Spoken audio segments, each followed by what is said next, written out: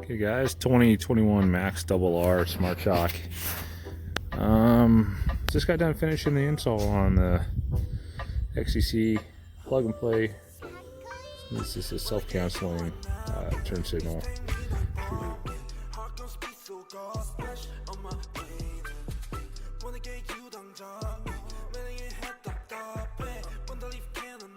Gonna run over a couple things here. Just run through all it or half the kit and just haven't started yet. It's actually fairly simple to do. I'm gonna start with the interior first. Okay guys. Here on the turn signals here, let's see here, right, left, that is hazards and horn. Turn these off real quick.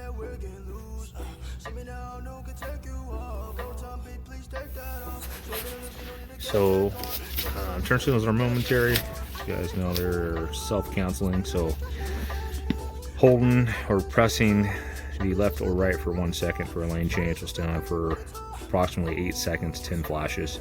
Holding it down for 2 seconds and releasing, it's for you got a little bit longer radius turn, corner, that will allow it to stay on for 20 seconds.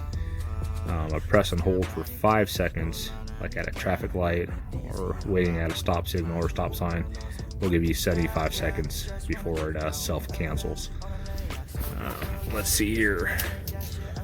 I'll turn on the hazard light, and any direction, left or right, or if the hazards are on, these will flash as an indicator that you know that they are on.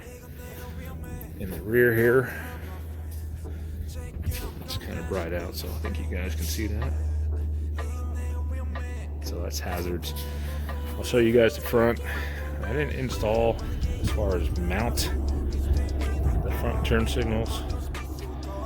Reason being is I've got things I'm going to install and wire those up, and I didn't want to put holes down in the plastic anywhere. But for a quick reference, just show you guys, they actually are wired up and installed. So, okay, just a second, we'll move on to the install. Alright guys, here's the instructions from XTC. They are very, very detailed and very good instructions. Like everything else they make, it's plug and play for the Can-Ams. Mine's a 21 Smart Shock. I believe it's all the same for 17, the current instructions. I probably read through them 2 or 3 times, kind of get familiar with what they're talking about. Like I said, very detailed, very simple. I'm going to run through my car and show you little problem areas that I've had. Weren't really difficult, just took some more time than you'd probably expect looking at the kit originally. So I'll run through that with you guys. Comment below if you guys got any questions. Definitely if you get stuck or if you can't figure it out in the instructions, or if you had a question before, you know, if you're considering buying this kit versus one of the other ones. I did a little bit of research just based on the ease of install, the plug and play, and you know, the simplicity of it. All right, so the actual harness, which is the actual control unit, which is that right there, sits up in the front kick panel. And I'm going to open the door here.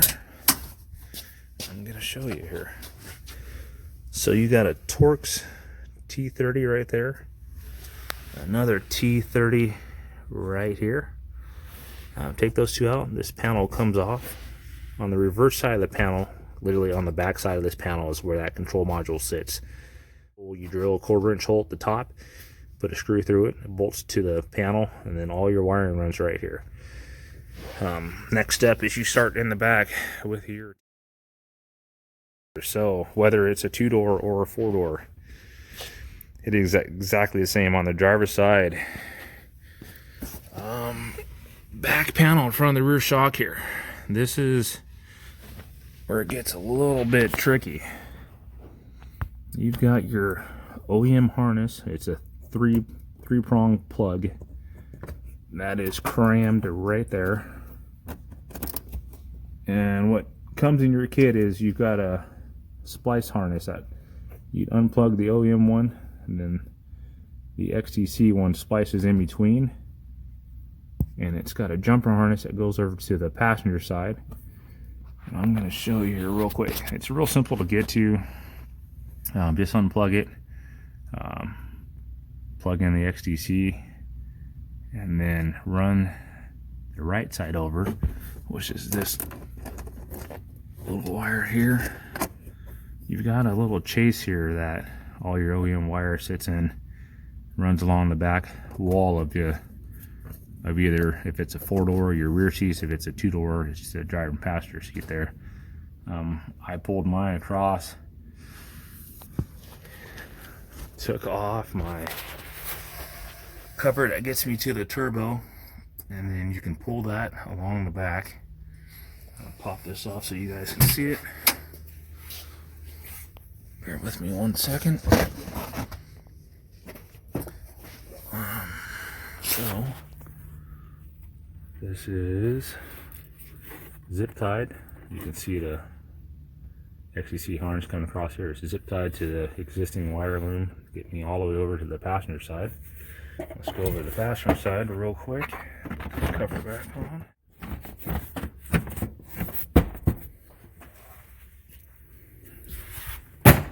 Alright. Pulled to the other side. This is on a 4-door. This will be the passenger side rear. Door, it's the same thing. So this one is kind of tucked away up in here as well. So it sits right where that wire chase comes across. I was telling you about from the driver's side. So right behind there, right there is the OEM plug. Just unplug that. This is your splitter. Plug that in there. You got a male and a female. You cannot get it backwards. Really, that's it. Those 2 plugs right there control your tail, brake light, turn signals, everything for the rear. The other side of that wire loom, everything runs along the driver's side. So let's take a look at that. The instructions tell you there's an access point from the back of the car. I have my rock knockers on, but I'll show you. Right down in here, there is an access that goes along the side here, and it's better. You can see it probably from the inside, so I'll get a picture there for you. But I'm gonna give you a shot here underneath this flap so you can see it. Let's take a look here. So it's that. Let's see. Get a better picture here. So there's the harness here, guys. I'll show you where that runs inside. And all I did on Smart Shock is I've got a sensor wire that runs along the back there, runs down low, and I zip tied it right to that. Frame rail is fine. You guys can zip tie the frame rail in order to get it up out. Alright, so this is this might be a little tricky to see. So literally, this will be a 2-door, be the driver's side seat, or 4-door, the rear driver's side passenger seat. It's the same on both. So in between the seat there it is. Let's see, I see that little tiny access hole right there. Let me get, you guys see that right there? So you know that's the right spot because there's a knockout plug that's right there. And you see how the plastic kind of flares out a bit? You can actually get on the plastic and pull on it.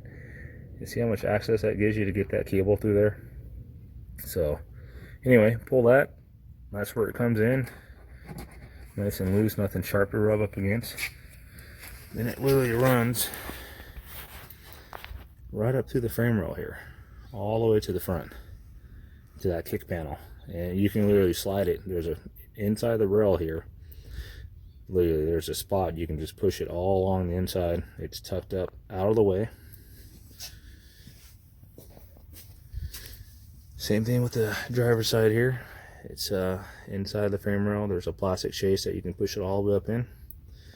And then we get to this point here, I'll spin the camera here. It comes up underneath the frame rail and up here. So when this kick panel is out, it just sits up in there, everything plugs in right there. Front harness is just as easy.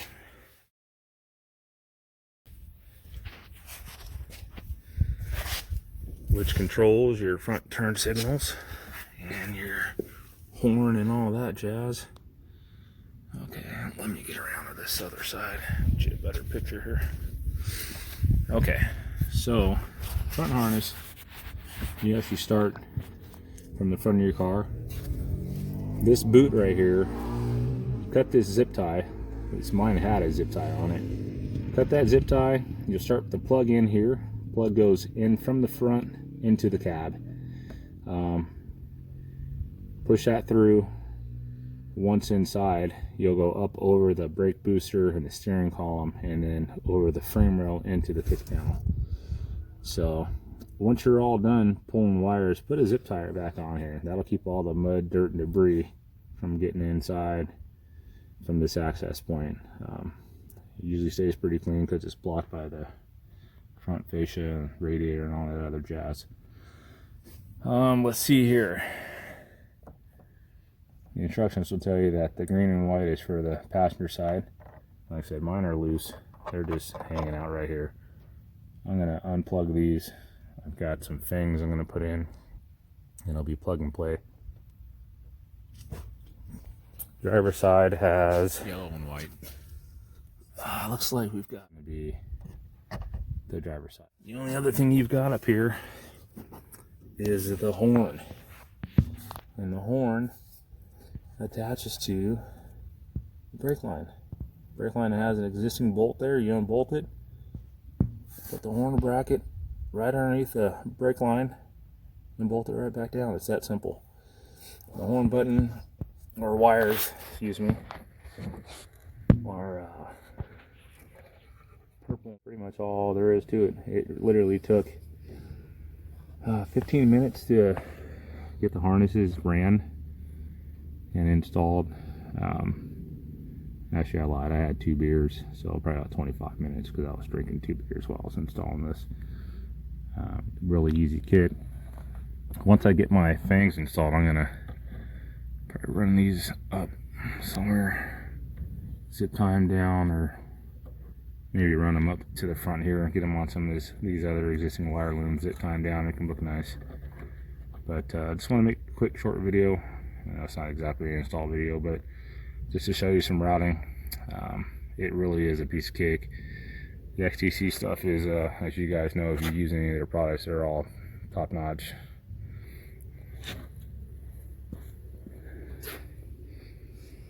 You can mount your switches wherever you want. There's quite a bit of loom on the turn signal, and the hazard light horn button. They're actually ran together. But there's probably 6 feet of loom on there. Yeah, I shouldn't say that. There's probably 4 feet of loom on there, so you can run those. Center console, literally the center console, or up there in the center of the dash somewhere. To me, it just seems like it's real easy. It looks real clean on the left-hand side. Here's something for you guys. I know that there's a lot of talk about where the power's at. Where are you guys pulling power from? So this has changed on the 20 and 21s. So up underneath the dash here, which I haven't mounted yet, that's the fuse there.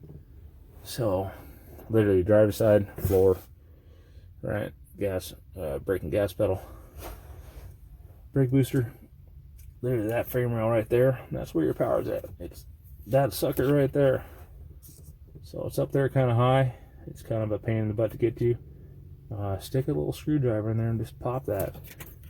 And then the white is part of the XTC harness. The black is the OEM power harness. Has a cap on it. So fly a screwdriver in here, leverage it, push it down, that'll pop right out. Plug in the XTC, push it back into that little, it's got a little hole that's pre-drilled up there. Snap that right back in and you're all done. So this is not behind the center console like on the older models for power. So it's up on top of that frame rail there. Alright guys, car's running. I'm going to hold this down for 2 seconds, give us a little bit of time to look at it. Okay, it's left turn signal. half-ass light. Like I said, I got fangs on running.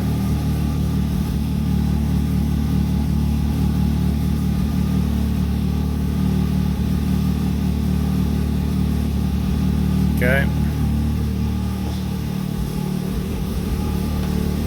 Right turn south, do 1 second. One press should be about 5 seconds.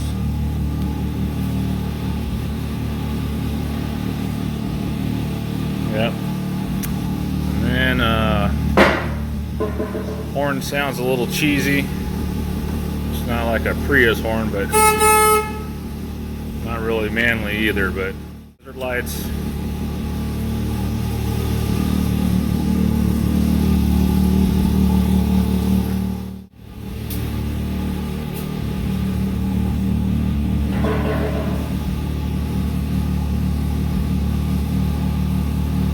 There it is. Like, subscribe, guys. Like working on our Can-Am, just sharing some of the stuff that we're doing. Everyone's modding the shit out of their cars. So a little bit at a time. Got a little more to put on this thing. Actually, we got a lot more to do this damn thing.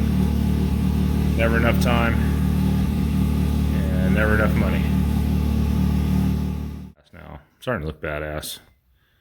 Got the RokBlokz flares on. Got the rock knocker flaps on. The flares look good. Not a big fan of the OEM flares. I kind of like these because they don't stick out too goddamn far, so it still looks a little sporty, not like a damn overweight cobra snake. We got a light bar to install. Got the sector 7 mirrors still to wire up. Definitely need wheels and tires. Next thing we're doing though is let's see here, quick little walk around so you guys can kind of get an idea of what this thing looks like. It's coming along. Got the power flip windshield. Love it or hate it. I really do like the option of being able to flip up on hot days. That's really nice. It's cool. I don't really like the way the top fits, to be honest with you, but I'm gonna modify that and I'll show you guys in another video. Let's see, so sector 7, those mirrors are badass. Got let me see, I got a 2-row 50-inch light bar with the projector in the middle. Also, you know, there's the laser beams, whatever. So shout out at LLumen8. If you guys don't know, man, hit him up, dude. His lights are more than reasonable. You know, he guarantees this stuff for life. Amazing guy, amazing product. He can tell you some history behind it, you know, how much work they do with other leaders in the industry as far as circuitry and lighting. So their shit is top notch and for a really good price. So got some LLumen8 stuff to put on. I've also got fangs, got rock lights. I haven't installed yet. Another badass LLumen8 product here is my chase light. I've got a little short video I'll add into this thing. That's off position and that's on. See in the middle there, it's got reverse lights. You also hook them up to your turn signals when your turn signals are on. All right, I'll go through the modes now. Let's see here. So that's mode 1, 2, 3. It's 4, 5, 6, 7. That's 8, 9. That's it. Figuring out what brand I'm going to go with. There's a lot of options out there, so stay tuned. Like and subscribe. Man, we're having fun making these videos. Like I said, the Can-Am's coming along. It is the Smart Shock version, so it's gonna definitely get springs here down the road. It's got a tune, you know, a little adjustment tune for preload and stuff like that. So it's riding a little bit higher than stock. It's about 16 in the rear, 16 and a half in the front off the ground. So she's coming along. Comments, you know, share what you guys are working on. If you got any ideas, something that we could be doing a little better or a little differently that you might have done that we're talking about and haven't got to yet. Some ideas or suggestions on control boxes for wiring with all the switches, switch panels or whatnot. Would really appreciate that. All right, stay tuned. Thanks for watching.